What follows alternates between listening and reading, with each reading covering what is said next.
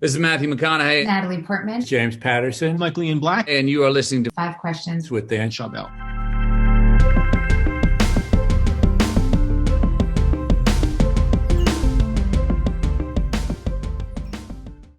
John, welcome to Five Questions. Hi, nice to be here. What role did both your four sisters and your band play early in life? My four sisters, I think, because I grew up in a house full of women, I think that I have a different perspective on women than if I had grown up with brothers. You sort of learn all their secrets. You learn all the secret stuff about women when you're surrounded by them all the time. And I also listened to all their music because I was the youngest, and so I listened to all their music. So I think that sort of had an influence on my songwriting. And you said that your band was like a family growing up. My band, yeah, Robbie. When I met Robbie, I felt as though I had met my brother, and we fell in love with each other, in a musical way, in a buddy way, and because neither of us had a brother, so we were very drawn to each other, and.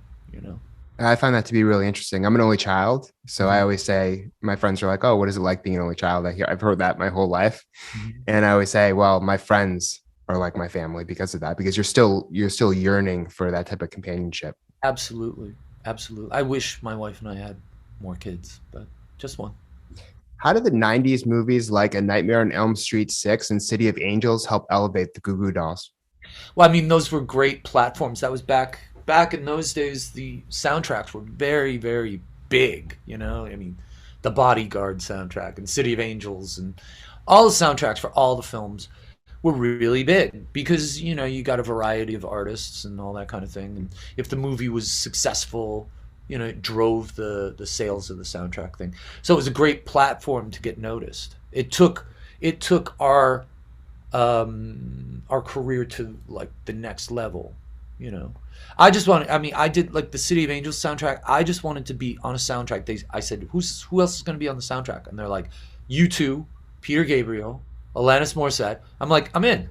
If I write something that you guys like, I'm in. And and it was also something that I really enjoyed doing because I have my subject matter in front of me. I don't have to concoct something out of thin air. So it's like I can say to myself, okay, what angle am I going to come at this from?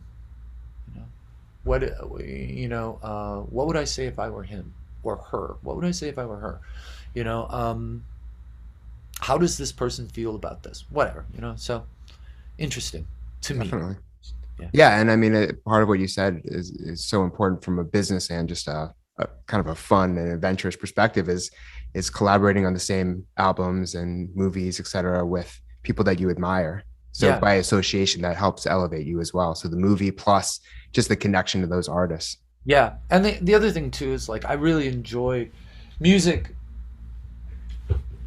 Music in film is incredibly important, and you never realize it until someone shows you a film without music in it, and you're like, whoa, what is going on here? This is really, and because music sets the scene. It's like the dark side of the moon.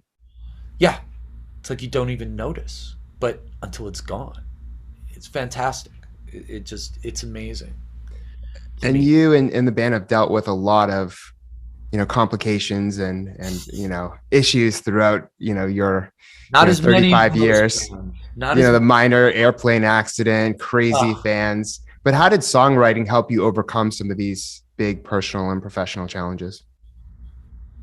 I mean, it was what it's not so cliche, but it was my safe place to sit with a guitar by myself writing, and there were a lot of songs that I wrote when I was a kid. Nobody's ever heard them, not because they were songs that they were written for me to get me through my whatever I was going through. Yeah, what I've heard from a lot of other artists too, it's like kind of therapy and Yeah, kind very of, much so. it's escapism to get away from certain things that could be, I'm an bothering you in your escape. life. I am an escape artist. You know, But the definitely. music, I mean, music in general and movies are a form of escapism as well, because you're getting away from certain things. You're kind of teleporting to a different world and kind of Yeah, seeing life through the eyes of other people. yeah. It's interesting. Although when I start like really, really binging on film or things like that, I just feel like, oh my God, I'm just watching other people live. I'm not living myself. And Say that then with sports too. yeah, sports. It's like, yeah, go throw the ball. Go throw the ball. Don't. But I mean, I mean, you know, it's funny because I've gotten to a point in my life where I'm like, well, I don't have what's your hobby? I don't have a hobby. What do you do? I work. you know, and it's funny. I don't have a hobby, so I'm like, well, maybe I'll just make music that's different from what I normally do for work. Things like that. Well, your work and your hobby are kind of one and the same, They which were, which is great, but bad at the same time, right? You get to yeah, do what you enjoy doing and get paid for it, but at the right, same time, it's kind of like you're locked into that, and yeah. you know, it can become more of a job, and it's not that you lose interest in it, but it can wear you down sometimes too. Yeah, it's like the thing that it helped you escape from suddenly sometimes becomes the thing you're like, oh my God, now I got to get away from this. Completely. That's And when I, things go sideways. yeah. And after 35 years, what are you most thankful for? And what would you have changed if you could go back in time? Well, you know, I don't know what I would. You mean if I could change? I mean, I would have gotten rid of some toxic people a lot sooner. Might have changed the name of the band to something better. Um, you know, um, might not have signed a few pieces of paper, but everything leads up to where you are, and where I am is great. So, And you did everything for a reason. You probably signed those papers because it's not like you randomly signed those papers. There was a reason for everything, at least at the time. This at the because time, this is more of less in hindsight. you only have your current level of awareness to work with. So, you know, sometimes you make mistakes. And we made a lot of mistakes, but we were able to persevere. And we had a couple of really good people around us that we could actually trust. So And those are the people that you would say you're grateful for the most. I'm grateful for, yeah, I mean, I've had the same manager for 31 years. And that's a regular. Oh, yeah, Yeah. totally regular, but I love him. And I talk to him every day for the last 30 years. And it's like, you know, and yeah, him and my wife. I talk to those two people every single day. And what's your best piece of career advice? Um, Forget about being famous. Forget it. If it's supposed to come, it will. Like, do something of value. Like, speak your mind. Speak your mind fearlessly. It's not always easy. It's not always easy. But celebrity, the world is just saturated with celebrities. Just do something that you feel is leaving the place a little bit better than you found it. The cream will rise to the top. And it's like, don't worry about being famous. Who cares? Just do Well, you, something. you need the talent, and then you need the hard work. And Well, your yeah, first album, it started with like less than $1,000, and yeah.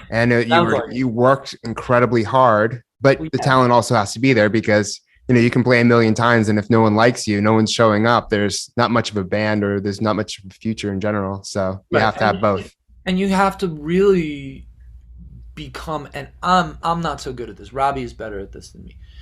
Robbie can spot the little victory. I'm the guy that paints the room black or the situation black. And Robbie can find the bright spot in that.